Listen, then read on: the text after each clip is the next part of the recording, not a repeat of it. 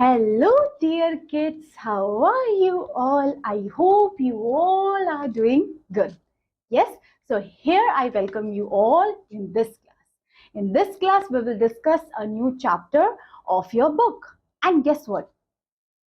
What chapter we am talking about?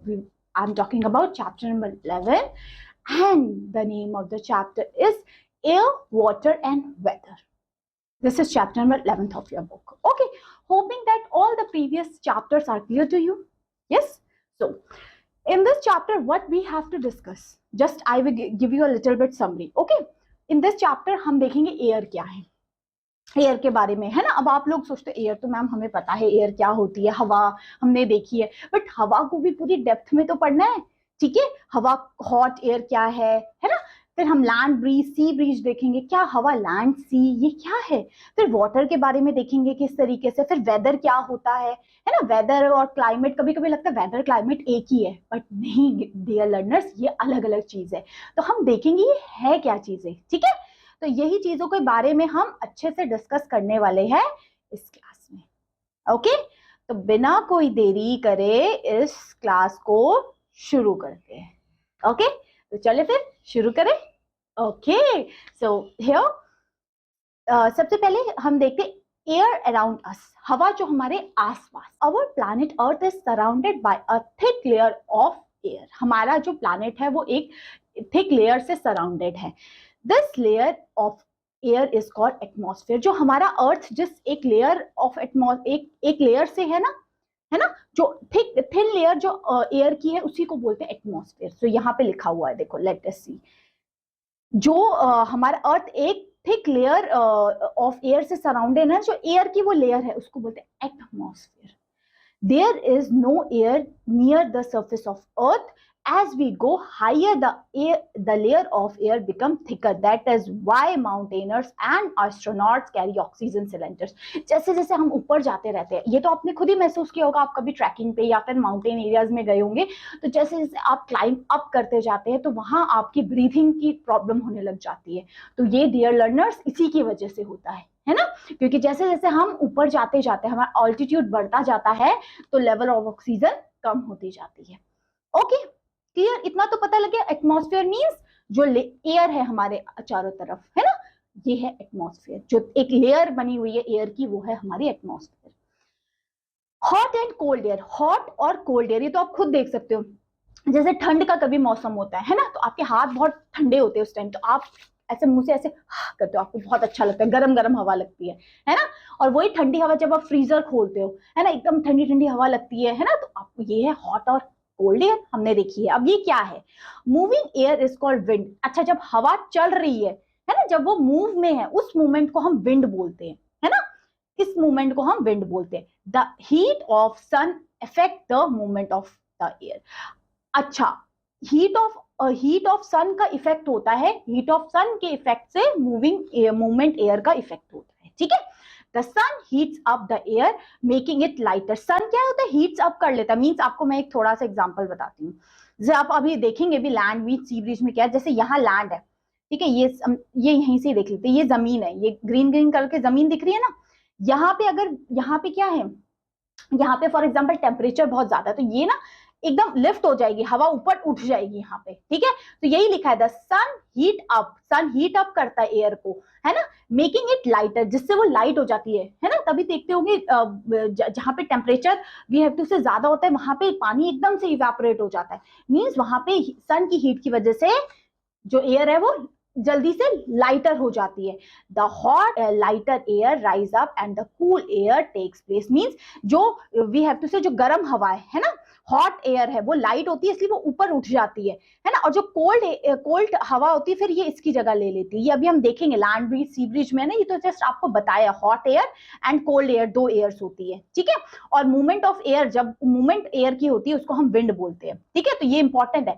The hot and lighter air, hot अगर वो गर्म है तो वो लाइटर होगी, मीन्स वो जल्दी से उठ जाएगी। ठीक है, the hot and the lighter air rise up and cool air takes the place. जो मैंने अभी बताया, अभी हम आगे डिस्कस करेंगे। आप वैसा भी इतना ध्यान रखिए, अगर वो हवा गर्म है तो वो जल्दी से ऊपर उठ जाती है। आप खुद देखते हो ना, जैसे आप टेम्परेचर जब चीज का बढ़ा देते हो, जैसे आप पानी को बॉईल करते हो तो उतनी ज्यादा भाप बन के वो ऊपर उठने लग जाती है ना। जो ठंडा पानी है वो उड़ता है नहीं, जो गर्म पानी है जहां टेम्परेचर ज्यादा है, आपने बॉइलिंग किया होगा पानी को, जहां टेम्परेचर ज्यादा वहां पे हवा ऊपर उठने लग जाती है ना। So the hot and lighter air rise up, जो hot और lighter air वो rise up होती है and cool air takes the place, जो ठंडी हवा है फिर वो उसकी जगह ले लेती है। This movement of air cause wind to blow, इसी की वजह से हवा चलती, कभी आपको लगती है बहुत गर्म हवा चल रही है, कभी लगता है ठंडी हवा चल रही है, लगता है ना, तब आप कहते हो अरे बड़ी ठंडी हवा चल रही है आज तो, है ना।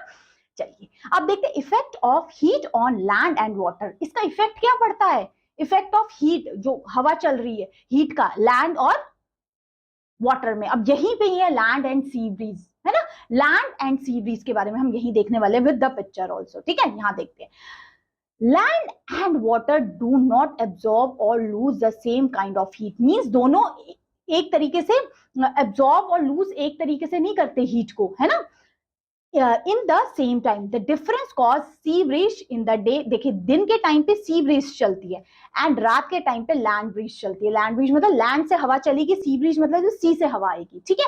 अभी देखते हैं क्या है, ये देखिए यहाँ लिखा हुआ है। सबसे पहले सी ब्रीज, सी ब्रीज कब चलती है, दिन के टाइम, रात के टाइम पे लैंड ब्रीज, ठीक है। इतना पहले ध्यान रख लेना। अब हम पढ़ेंगे ना तो आप खुद इमेजिन करके पढ़ेंगे, हम एग्जाम्पल से देखेंगे सारी चीजें, ठीक है।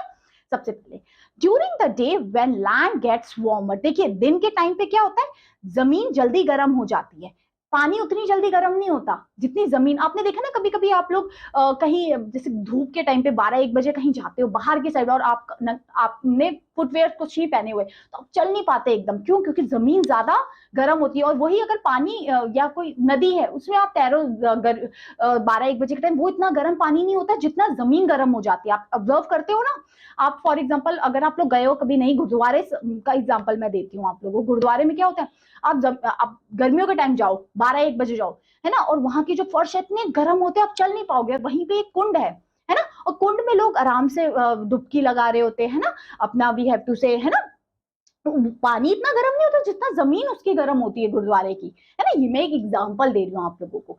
तो इससे हमें ये पता लगा कि दिन के टाइम पे जमीन जल्दी गर्म हो जाती है, पानी उतना गर्म नहीं हो पाता है, ठीक है। अब वो गर्म होगा तो वहां से एयर राइज अप होगी, हमने ये तो देखा था ना, अगर वो चीज गर्म है ना, जैसे लैंड गर्म हो गया तो वहां से हवा उठने लग जाएगी, हवा राइज अप होगी, हमने देखा था ना।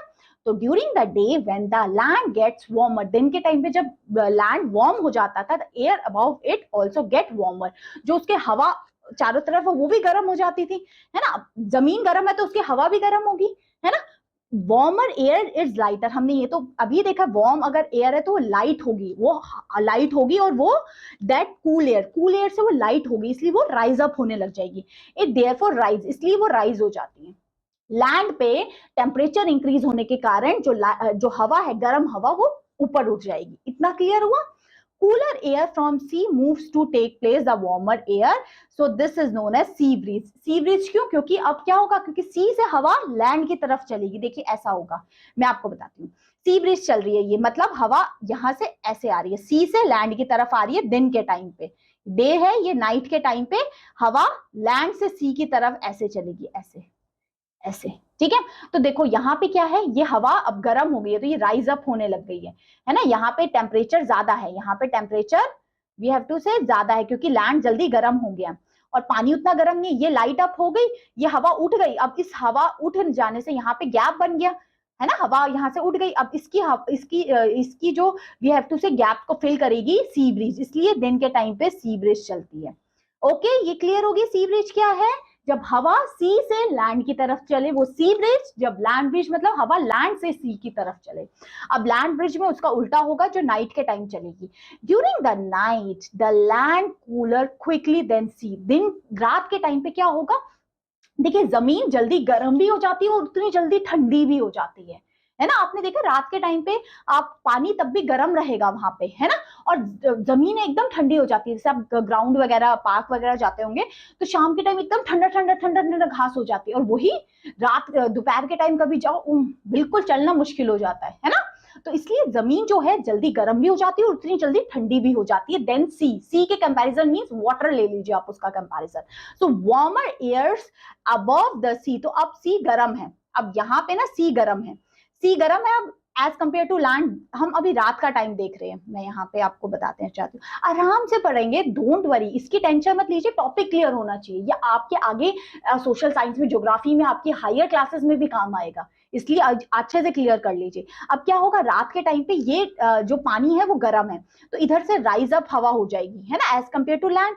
अब इसकी जगह लेगी लैंड की हवा आके, क्योंकि ये तो टेम्परेचर इसका ज्यादा, इसलिए राइज अप होगी। हमने देखा ना, जिसका टेम्परेचर ज्यादा होगा तो वहां से एयर राइज होगी, और जहां टेम्परेचर कम है वो उसकी जगह ले लेगा। तो warmer air from the sea rises, cool air from the land take place. तो जो लैंड की कूल हवा है वो उसकी जगह ले लेगी, इसलिए हम बोलते हैं इसको land breeze. Land breeze, sea bridge, clear हो गया विद पिक्चर। दिन के टाइम पे चलेगी सी ब्रीज, रात के टाइम पे चलेगी लैंड ब्रीज। लैंड ब्रीज मतलब लैंड से सी की तरफ हवा, और सी ब्रीज मतलब सी से लैंड की तरफ। क्लियर, समझ में आई अच्छे से चीज? That's very great. ओके, चलिए ये देखिए कुछ एक्सपेरिमेंट्स है, ठीक है, आप कहोगे तो वी कैन ट्राई, ठीक है, बट इसमें ऐसा है ना कि इसमें ना यू कैन ट्राई योरसेल्फ, क्योंकि इसमें देखिए आपको लिखा है कि आपने यू हैव टू दिख, सूरज के सामने आपको देखना है कि कौन जल्दी ज्यादा, आप ये इसको ट्राई करके देखिए अपने घर पे, इट्स वेरी इंटरेस्टिंग। फिर आप खुद ऑब्जर्व कर पाएंगे कि हाँ ऐसा हो रहा है या नहीं हो रहा है। सैंड एंड वाटर का आपने इसमें टेस्ट करना है। क्या करना है इसमें? To show that land and water do not absorb equal amount of heat. देखिए land and water equal amount of heat, जो अभी हमने पढ़ा ना कि लैंड और water equal amount of heat नहीं ऑब्जॉर्व करता, वो इस एक्सपेरिमेंट से आपको पता चलेगा। और ये तो बहुत ईजी है, ये सबके पास घर में है, वाटर सबके पास है, सैंड मिट्टी विट्टी सैंड मिल ही जाती है आजकल। आप ये एक्सपेरिमेंट करके देखिएगा, ओके? क्योंकि यहाँ तो आई कैन शो इट, है ना, क्योंकि इट टेक्स टाइम टू, अगर आपको कोई भी एक्सपेरिमेंट करना होता है उसमें टाइम चाहिए होता है ना, क्योंकि वो उसका रिजल्ट एकदम से इंस्टेंटली नहीं आ जाता, ठीक है। चलिए अब देखते हैं, एयर क्लियर हो गया, एटमॉस्फेयर क्या है, लैंड ब्रिज, सी ब्रिज क्या है, हॉट एंड कोल्ड एयर क्या है। अब हम पढ़ते हैं वाटर की तरफ, पानी। अब आप कहोगे मैम पानी तो हमें पता है, हम हर रोज पीते हैं, पीते तो हो, अब ये क्या चीज है ये भी तो देखते हैं, इसमें क्या पढ़ेंगे हम। सो more than 70% of Earth's surface is covered with water. We all know 70% से ज्यादा वाटर से ही कवर्ड है हमारा एटमॉस्फेयर, हमारा वी हैव टू अर्थ, है ना, इसलिए earth is also known as blue planet. In nature water exist as snow और आइस। हमने देखा वाटर एक स्नो या आइस की फॉर्म में एग्जिस्ट करता है। Liquid water and water vapour भी है, वाटर वेपर के फॉर्म में भी है, लिक्विड स्टेज में भी है, और आइस स्टेज में, मतलब वाटर के तीनों फॉर्म है, लिक्विड सॉलिड, सबसे पहले solid, liquid and gaseous state. Okay, यहाँ लिखा हुआ है, okay. The state of water are interchangeable, उसको हम इंटरचेंज भी कर सकते हैं, सॉलिड से लिक्विड, लिक्विड से गैस भी बना सकते हैं, है ना, वाटर को, बिल्कुल। और जो ऑफ कोर्स अब जो गैस मींस जो भाप बन के उड़ गया है ना, अब लिक्विड है वो भाप बन के उड़ रहा है, अगर आपने उसको वी हैव टू से, अगर फॉर एग्जांपल आपने कभी वो देखा है पानी बॉईल करते हो जब, तो आपने समझ लो पानी बॉईल कर रहे हो, उसके ऊपर प्लेट लगा दी, जो पैन है जिसमें पानी गर्म, प्लेट लगा दी, तो उसमें जो भाप बन के उड़ रहे हैं ना वेपर्स, वो लिक्विड ड्रॉपलेट्स में ऊपर कन्वर्ट हो जाते हैं, और वो लिक्विड फिर अगर आप उसको अगर ज्यादा बिल्कुल हो गए तो इट कैन इंटरचेंज ऑल्सो, है ना। तो सॉलिड लिक्विड गैसेस में water can interchange, okay. that thing is clear, what is water and how the water is interchanged. That's great. Now we will discuss about weather. What is weather? Okay, weather is day to day condition of a particular place. weather क्या होता है जो हर रोज change हो रहा है। देखिए climate क्या है जो वी हैव टू से कांस्टेंट है। जैसे अगर आप नॉर्मली पूछें कि जम्मू कश्मीर का क्या क्लाइमेट है, दैट इज ठंडा रहता है वहां, सालों साल वी हैव टू से, आप पूरा होल ईयर की बात करें ठंडी रहती है वहां पे, है ना, उसमें कोई ज्यादा टेम्परेचर डिफरेंसेस आपको नहीं देखने मिलेगा, है ना। तो वहां का क्लाइमेट इज ठंडा, बट वेदर उसके बिल्कुल ऑपोजिट हो जाता है। वेदर क्या हो जाता है? वेदर होता है डे टू डे जो चेंज होता रह रहा है, कभी बारिश हो रही है, कभी एकदम गर्मी, है ना, फिर एकदम से थोड़ा ह्यूमिडिटी वाला मौसम हो गया, तो ये है वेदर। तभी आप न्यूज में देखते होंगे हर रोज वेदर रिपोर्ट दिखाता है कि आज का मैक्सिमम टेम्परेचर इतना, मिनिमम टेम्परेचर इतना, और हर रोज वो चेंज होता रहता है ना। फिक्स नहीं रहता कि आपने हर रोज आप देख रहे हो कि टेम्परेचर फिक्स्ड है, नहीं, 1-2 डिग्री कम ज्यादा होता रह रहा है। दैट मीन्स वेदर हमेशा चेंज होता रहता है, उसमें भी वी हैव टू से अप एंड डाउन होता रहता है, that is whether, okay. someone who study the weather is called meteorologist, जो वेदर की स्टडी करते हैं। आपने देखा आज के टाइम पे तो इतना फास्ट हो गया है कि कुछ भी कहीं पे फ्लड आ रहा है या बहुत तेज थंडरस्टॉर्म आने वाला है या कुछ भी, आजकल मेट्रोलॉजिकल डिपार्टमेंट पहले से ही आपको आईएमडी इशू कर देता है अलर्ट कि यहाँ रेड अलर्ट है, यहाँ पे बहुत गर्मी पड़ने वाली है, तो आपको ऑरेंज अलर्ट, अलग अलग अलर्ट होते हैं। Red alert is the high alert हो जाता है ना, ऑरेंज उसके बाद, इस तरीके से अलर्ट आईएमडी इशू कर देता है पहले से कि यहाँ पे गर्मी बहुत ज्यादा होने वाली है या बारिश बहुत ज्यादा होने वाली है, इस तरीके से। तो इनका काम यही होता है, जो हर रोज वेदर चेंजेस हो रहे हैं या कोई ऐसे एक्सट्रीम वेदर कंडीशन तो नहीं होने वाली, इसको नोट करने के लिए इनका काम रहता है। Weather predictions are made by forecast, who will see any television make the weather forecast. हमने देखा टेलीविजन पे भी वेदर फोरकास्ट होते हैं जिसमें डे टू डे वो बताया जाता है कि कहाँ पे कितना टेम्परेचर और कैसे टेम्परेचर रहने वाला है। यस, अब देखते हैं the heat of sun cause wind to blow. ये तो हमने देखा, सन की वजह से वहां की विंड है, हवा है, वो ब्लो करती है।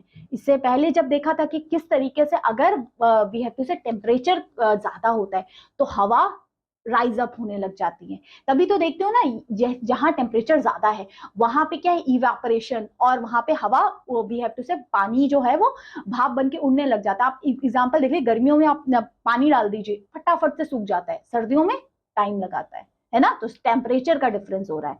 So the heat of the sun cause wind to blow, it cause changes in the state of water. Water का स्टेट भी चेंज होता है, सॉलिड लिक्विड गैस में कन्वर्ट हो जाते हैं। Due to the change in the state of air and water, change in weather takes place. इसी की वजह से वेदर में चेंजेस आते हैं, है ना, कि एयर और वाटर का जो टेम्परेचर में चेंज होगा तो वेदर में भी चेंज होगा। ठीक है, हवा अगर ठंडी हो गई है that means temperature up down हो सकता है। ठीक है, हवा गर्म है ना, पानी वहां पे पानी भी नहीं है, पानी भी ठंडा है, दैट मीन्स वहां इवेपोरेशन नहीं होगा, अब वहां पे ठंडा टेम्परेचर हो सकता है ना। तो इसकी वजह से the heat of sun cause evaporation of water. Sun की हीट से इवेपोरेशन टेक प्लेस होता है ना, और ये इसी पे डिपेंड करता है कि एयर अगर वहां पे वार्मर है तो मीन्स इवेपोरेशन ज्यादा होगा, है ना। Water became invisible water vapour. Water क्या है, इनविजिबल, एक वाटर वेपर के फॉर्म में चले जाते हैं, है ना, वाटर साइकिल में हमने देखा है। The water vapours become lighter. Water vapours क्या होते हैं, लाइट हो जाते हैं, तो वो राइज अप हो जाते हैं, जो चीज लाइट है वो इजीली राइज अप हो जाएगी। सो the water vapour become lighter, rise up into the atmosphere, वो एटमॉस्फेयर में राइज अप हो जाते हैं। When water vapor reaches the colder upper layer of the atmosphere, it condense। अच्छा देखिए, एक स्टेज तक ही वो राइज अप हो पाते हैं, फिर एक जब टेम्परेचर वी कैन से थोड़ा ठंडा हो जाता है तब वो कंडेंस हो जाते हैं टू फॉर्म वाटर ड्रॉपलेट्स। फिर वो वाटर वेपर थे, अब वो वाटर ड्रॉपलेट्स की फॉर्म में आ जाएंगे, है ना। आपने भी कभी देखा होगा कि किस तरीके से पानी वेपर से कैसे वाटर ड्रॉपलेट्स में कन्वर्ट हो जाता है। These groups together form a clouds, और यही क्लाउड्स में वाटर ड्रॉपलेट्स होते हैं, है ना, और इसी से आपकी रेन होती है ना। As the clouds move along with the air currents and the water droplets together join together to form a bigger drops। तो वो जो वाटर ड्रॉपलेट्स है वो जब बिग हो जाते हैं then we can say when they are become heavy then it fall rain. जब वो वाटर ड्रॉपलेट्स बिगर हो जाते हैं, जब वो वी हैव टू से उनकी कैपेसिटी से ज्यादा हो जाता है उसमें, then they burst and cause the rain. तो इस तरीके से रेन हो पाती है। होपिंग सो आपने ये पहले भी देख रखा है अच्छे से, है ना। तो ये है हमारा पूरा का पूरा प्रोसेस। अब देखते हैं हम फैक्टर्स दैट हेल्प इवेपोरेशन। ऐसे कौन से फैक्टर्स जो इवेपोरेशन में हेल्प करते हैं, मींस पानी को इवेपोरेट होने में मदद करते हैं। ऐसे कौन कौन से फैक्टर्स या कौन कौन सी चीजें हेल्प करती है। सबसे पहले बेटा विंड। विंड मींस हवा, है ना। तो जब मूवमेंट ऑफ एयर को हम विंड कह सकते हैं, है ना। So evaporation is faster when it is windy. Of course, ये तो आपने देखा ना, हवा चलती है, इससे कभी गीला हो जाए कुछ हो तो बोला हवा चला दो, हवा से क्या होता है, जितनी हवा उतना तेज evaporation। Blowing wind helps evaporation। हवा जब चलती है तो उससे evaporations। Moving wind absorb water easily। तो अगर wind moving है that means they can absorb water easily। फिर हम टेम्परेचर देखते हैं। Evaporation is faster when the temperature is high. जितना टेम्परेचर हाई होगा उतना इवेपोरेशन हाई होगा, ये अभी हमने देखा ही है। आप खुद एग्जांपल देख लीजिए ना, आप जितना आप फॉर एग्जांपल आपने गैस पे पानी रखा है ना, और एक नॉर्म, और फॉर एग्जांपल एक आपने मीडियम गैस करके रखा है, एकदम एक हाई फ्लेम करके रखा है, तो किसमें इवापोरेशन ज्यादा होगा? जिधर हाई फ्लेम होगी। इवापोरेशन मीन जो भाप बन के हवा में उड़ रहा है पानी, है ना। अब है ड्राई एयर। ड्राई एयर क्या है? Evaporation is faster when the air is dry. हवा सूखी, हवा में मॉइस्चर होगा ना तो उठ नहीं पाएगा क्योंकि वो हैवी हो जाएगा, है ना। आप खुद देखिए ना, अगर वो फॉर एग्जाम्पल कैसे समझे हम, है ना। आप मॉइस्चर को तो कैसे नहीं बना सकते, तो हवा जितनी ड्राई है वो फटाफट उठ जाएगी, अगर उसके अंदर मॉइस्चर है तो नहीं उठ पाती है।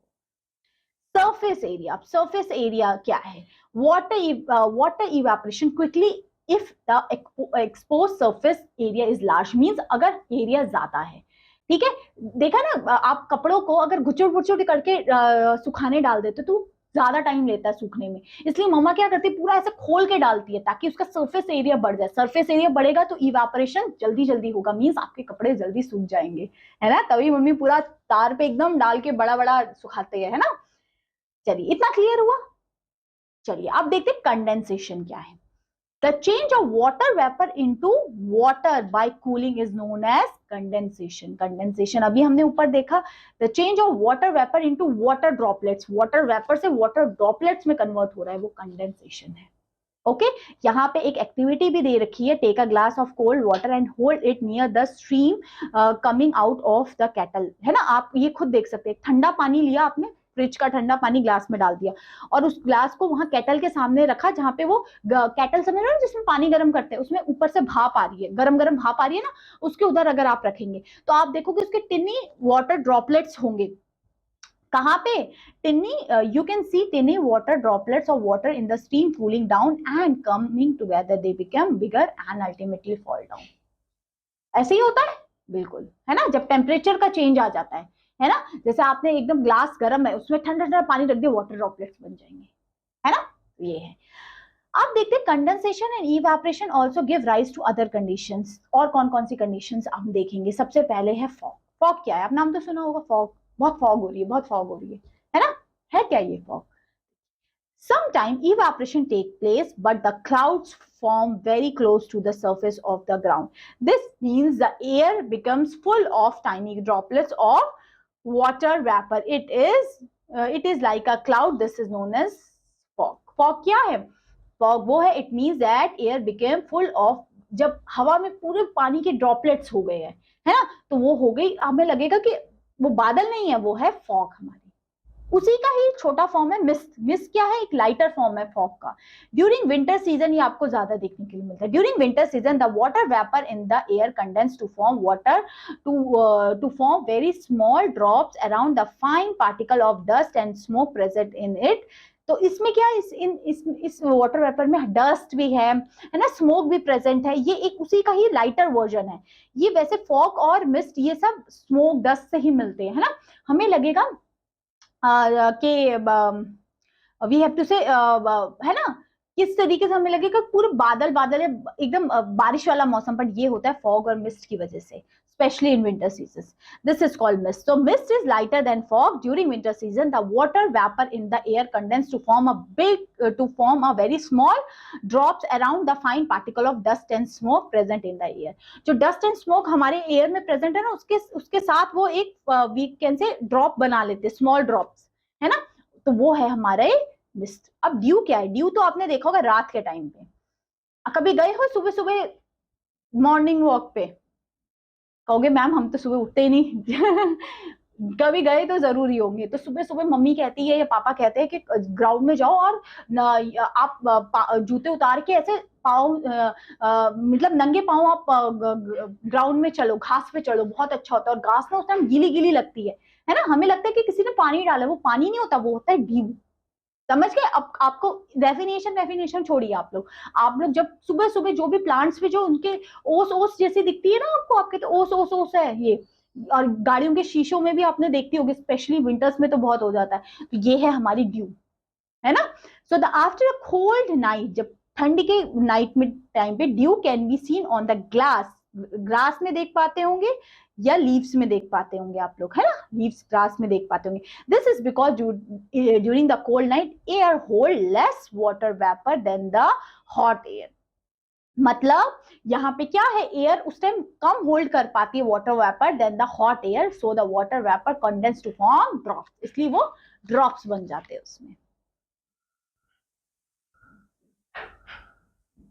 समझे? क्लियर हुआ? क्योंकि जो कोल्ड हवा है ना वो ज्यादा वाटर ड्रॉपलेट होल्ड नहीं कर पाती, इसलिए वो वाटर ड्रॉपलेट की फॉर्म में वहां पे आपको दिख पाते हैं। वहां पे आप देखते हैं फ्रॉस्ट। फ्रॉस्ट क्या है? फ्रॉस्ट मीन्स ठंडा एकदम। when the temperature drop almost 0 degree Celsius, freezing वाला टेम्परेचर हो गया। सोचो 0 डिग्री के बाद मीन्स बर्फ जम गई एकदम, freezing temperature. The water vapour freeze to form a ice crystal, see water vapour एकदम क्रिस्टल आइस की फॉर्म में हो जाता है, उसको बोलते हैं ना फ्रॉस्ट है ये। This formation of ice on the glass blades और द कोल्ड ऑब्जेक्ट, जब एकदम आइस के वो जम जाते हैं, है ना, वो होते हैं हमारे फ्रॉस्ट, है ना। फिर क्लाउड्स, क्लाउड्स तो सबने देखे, क्लाउड्स क्या है? a large quantity of water vapors rise from the sea, बहुत सारे वाटर वेपर जब सी से राइज हुए, लेक से, रिवर से, by evaporation, when this water vapor reach up in the cool layer of air, it condense to on the dust particle floating in the air, then converted into water particles together makes the clouds. फिर वही water टिनी droplets बना के एक cloud बन जाते हैं। जो water vapour जब एक ड्रॉप्स में कन्वर्ट हो जाते हैं, वो ड्रॉप्स जब बिगर ड्रॉप बन जाता है, वही हमारे हैं क्लाउड्स। ओके, चलिए फिर रेन। रेन क्या है? व्हेन दीज क्लाउड्स, वही क्लाउड्स राइज अप हायर, जब वो हायर हो जाते हैं, दे आर कूल डाउन, फिर वो कूल हो जाते हैं, ऑफकोर्स जितना ज्यादा हाई होगा कूल हो जाएंगे। Then the drop of water in the clouds became too large and heavy, तब क्या होगा, जो उसमें जो ड्रॉप्स ऑफ वाटर है वो हैवी हो जाएंगे जैसे जैसे ऊपर जाते हैं। आपने ये तो देखा ना, जैसे जैसे हम ऊपर जाते हैं हमारा वी हैव टू से हेवियर हो जाते हैं, है ना। तो वो जैसे जैसे ऊपर जाते हैं टेम्परेचर कम होते हैं, वो हेवी हो जाते हैं and they burst off and form a rain. Okay, अब देखते हैं शील्ड। शील्ड क्या है? Some time rain drops falling down to the ground pass through very cold layer of air, means कभी कभी ऐसा होता है, समटाइम रेन ड्रॉप्स जो बारिश की बूंदे गिर रही है, pass through the very cold layer of air, they get frozen into irregular pieces of ice। ये आपने कभी देखा है वो बारिश के टाइम पे वो ओले गिर रहे हैं, है ना, बर्फ के टुकड़े हमें लगता है, मीन्स जब रेन ड्रॉप गिर रही है और वहां पे ठंडी हवा आ गई, तो उस एयर ड्रॉप्स को ने उनको फ्रीज कर दिया, है ना, और वो फिर हमें क्रिस्टल फॉर्म में आइस जैसे लगेगा, आइस गिर रही है, ओले गिर रहे हैं जिसको बोलते हैं, है ना, वो है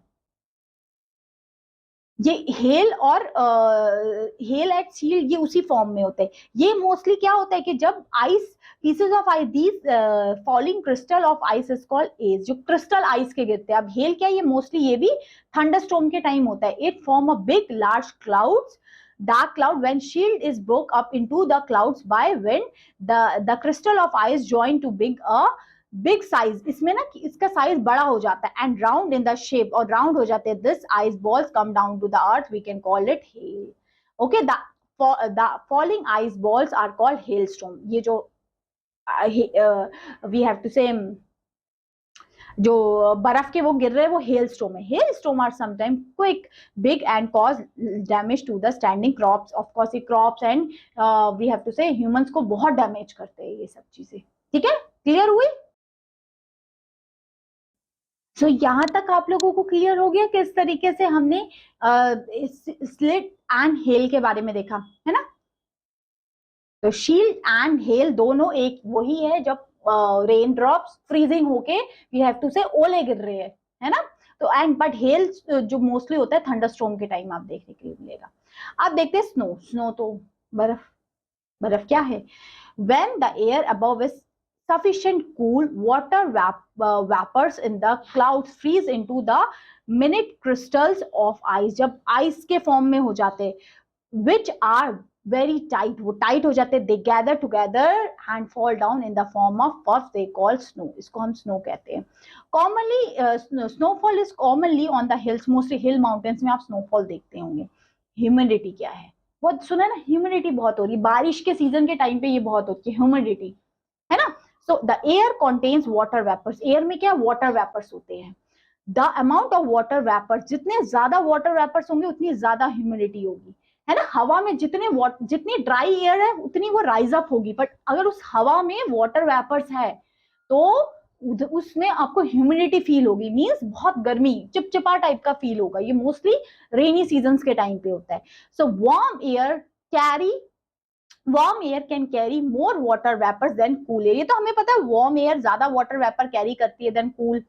this is why in some hot places it is very humid. इसलिए ह्यूमिडिटी मोस्टली गर्मी वाले एरिया में ज्यादा होती है, जहां टेम्परेचर ज्यादा होता है। ठंड में आप जम्मू कश्मीर साइड चल जाइए, वहां कोई ह्यूमिडिटी नहीं है, क्योंकि वहां की एयर ठंडी है। जहां गर्म हवा होगी ना, वो होल्ड करती है मॉइस्चर को, ठीक है। So at humid places your skin feel sticky, आपको स्टिकी स्टिकी जैसे, चिपचिपा चिपका जैसा लगेगा। There is so much water in the air that you sweat can not evaporate. Means आपके यहाँ पे इतना सारा वाटर वेपर होगा, मींस आपको बहुत स्वेटिंग होगी, पर वो सूखेगी नहीं।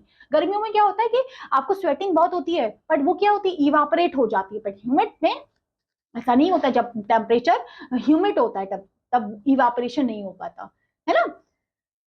यहां तक चीजें क्लियर हो गई। अब देखते हैं हम इम्प्योरिटीज क्या है वाटर्स में। मतलब वाटर में इम्प्योरिटीज मींस अगर वो पानी इम्प्योर है, मींस वो क्लीन नहीं है, तो क्या है ये, the water in well, river and lakes is not pure. आपको ये तो पता है ना कि अगर आप पानी रिवर से पानी पी रहे हो, लेक से पानी पी रहे हो, प्योर होगा नहीं, उसमें कितना गंद हो सकता है ना, कितने बैक्टीरियाज हो सकते हैं। इसलिए तो बोलते हैं कभी भी आप बाहर की साइड है, तो अगर आपके पास आरओ नहीं है, कुछ भी ना, पानी को बॉईल कर दीजिए। बॉईल करने से it kill all the bacterias, ठीक है।